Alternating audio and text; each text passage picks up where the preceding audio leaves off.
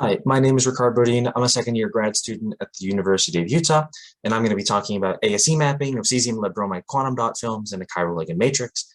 This was my Swigart research project. I worked very closely with Dr. Evan LaFalce in Dr. Vali Vardeni's research group. So to talk about what we did, we were looking at these cesium-lead bromide quantum dot films and measuring the gain, which basically tells us about the lasing action of these films.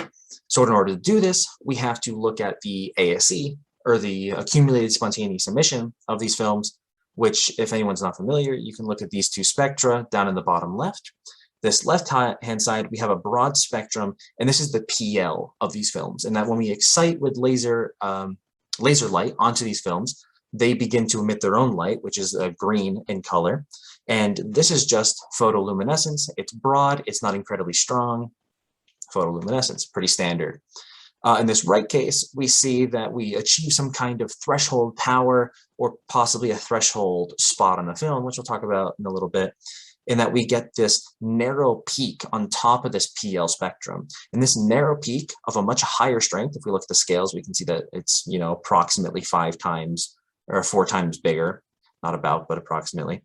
And this is ASE. This is this lasing action that we're talking about. The films we're studying were produced by collaborators in NREL, and they have shown that this ASE light is circularly polarized to a small extent. However, when we took the films and we tried to measure the gain, we were finding very inconsistent results.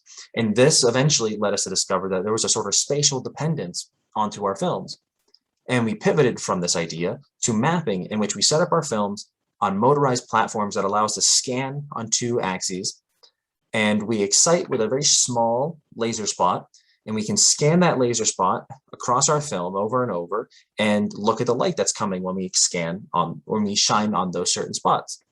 And we see that there's this absolute spatial dependence, and that we have some just general areas of higher ASE, or PL actually. This bottom part here, this light blue is just PL, but we have these spots that get us ASE lasing action.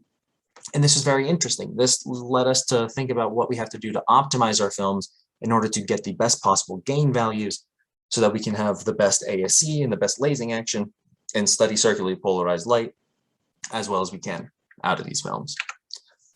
So to summarize, we are currently mapping these quantum dot films in a chiral ligand matrix to look for points of highest ASE that correlate to higher gain, so that we can optimize these films and really study the chirality effect, if it does give a circularly polarized ASE, or does it increase the ASE, something like that.